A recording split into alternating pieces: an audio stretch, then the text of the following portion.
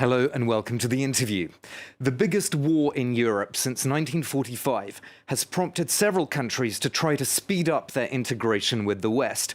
Those include Ukraine itself, of course, but also nations in the Western Balkans, Moldova, and Georgia, which has been knocking on NATO's door for many years. The former Soviet Republic applied for EU membership in March of last year, although it has not been given candidate status yet. My guest today is a long-standing champion of Georgia's Euro-Atlantic aspirations. Ambitions that she argues are being undermined by the current government in Tbilisi, led by the Georgian Dream party. She's Salome Zurabishvili, the president of Georgia. She's a prominent politician there and a distinguished diplomat, having served both in the French and Georgian foreign ministries and been foreign minister of Georgia in 2004 and 2005. Salome Zurabishvili was elected president in 2018 with the support of Georgian Dream, but the two are now locked in a bitter feud. President Zurabishvili, thank you so much for being my guest. You just gave a speech at the European Parliament, and one of the themes which I picked up on was missed opportunities in Georgia's European journey. You used phrases like, what was in our grasp, but what we didn't take. It sounds like you have a lot of regrets. Yeah, Georgia's path towards European Union is both a path which has gone very fast, in fact.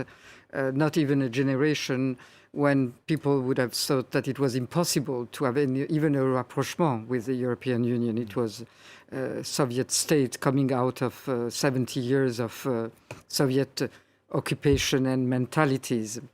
So we have gone fast, very fast, because in 2 years ago, I was hosting in Georgia President Zelensky, President Sandu, President Charles Michel, and we were baptizing the trio of the associated countries and moving forward, and everything looked very bright, very close at hand, even if it was not a candidacy.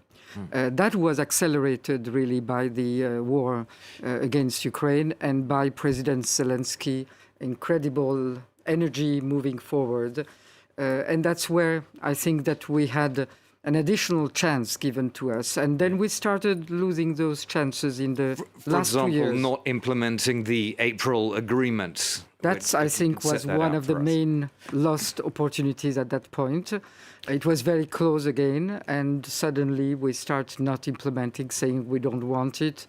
Not very understandable, not even for the Georgian population. And what about on the rhetorical front? Because one of the most commented remarks in the last few days has been that of the Prime Minister of Georgia, Irakli Garibashvili, who essentially said that NATO enlargement was one of the reasons for the war in Ukraine. How much of a problem is it that he's saying one thing, you're saying something which is completely the opposite? Well, I think I'm representing, first of all, the Georgian constitution, which says that we, all state institutions, so maybe you should read it, should do everything possible in their capacities to move the country towards Euro-Atlantic integration. So I'm doing just that. That has been the path followed by Georgia, by all its presidents since independence. So I'm in line with Georgian path, with Georgian history, with Georgian population, and with Georgian constitution. So that should be enough. So, I mean, I mentioned that you were supported by Georgian Dream in your campaign in 2018. We obviously don't have reasons to go in all the reasons for the feud between the two of you. But what's your gut feeling about Georgian Dream now when it comes to this whole question of Euro-Atlantic integration?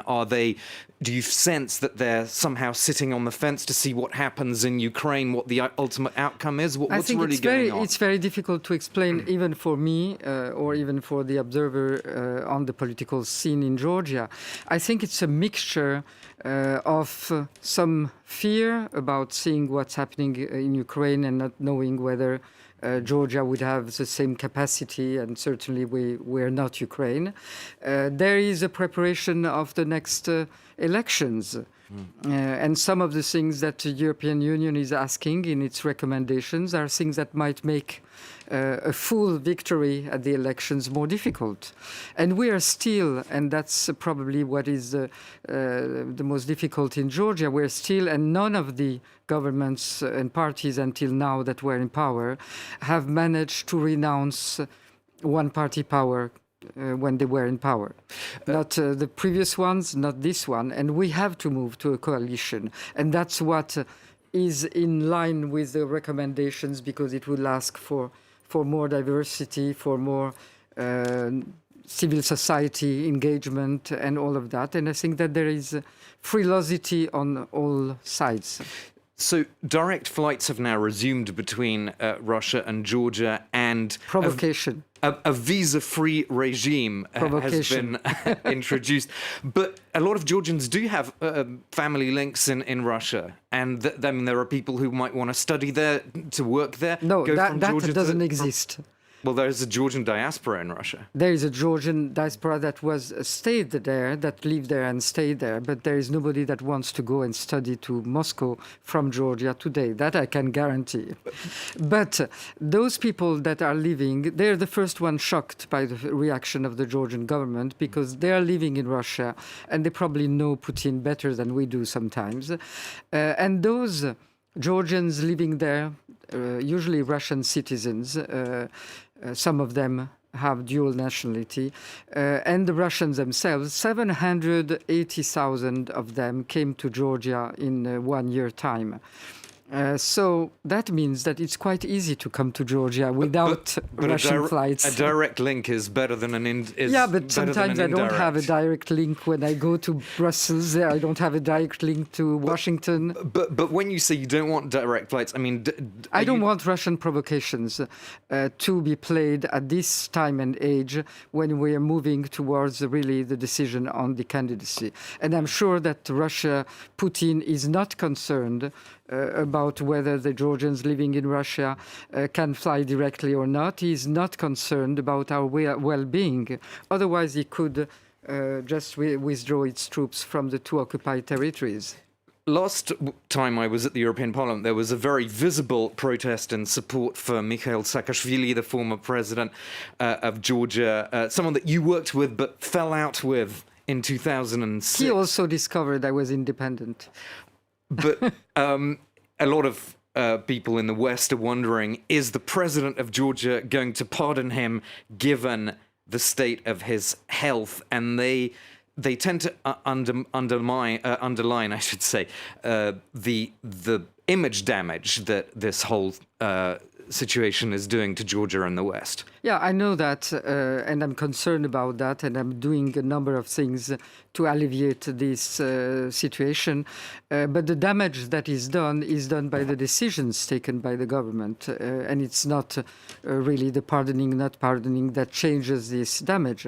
And I think that it should be treated, and I've been vocal about that, as many, many other presidents around the world that have been sentenced. There are electronic bracelets that we know here, and other forms that are much more in line with what is expected of a country that will join the European Union. So you'd rather keep the status quo? I mean, what if the, No, I don't want to explain here, but there are legal considerations that does not make it, if not possible. But I always refrain from going into explanations, because the power of discretion of a Georgian president is the same and equal to the presidents of other countries, and they don't explain. Sure, but you have used that power of discretion for other pardons. I've used it, but I've never explained it. You've never explained it. A question about the culture wars, because you have mentioned, particularly in European platforms, the issue of, for example, LGBT and related questions, gender equality and so forth. But Georgia is quite a traditional society where the church has a strong influence. I'm just wondering whether you think that pro-European forces in Georgia are going too fast and not taking people with them when they talk about these sort of things.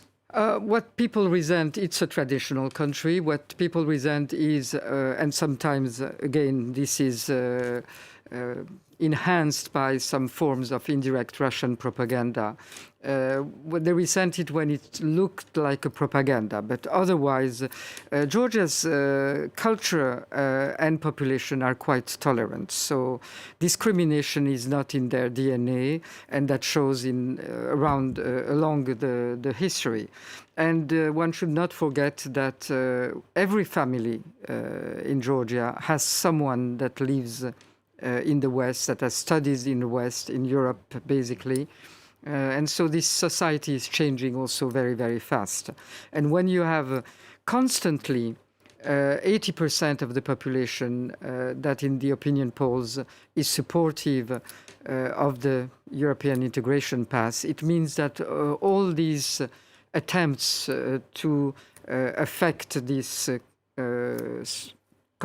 consensus in the population do not work. We'll have to end it there. Thank you so much for being our guest in the studio, Salome Zurabishvili, the president of Georgia. That's all for this edition of The Interview here on France 24.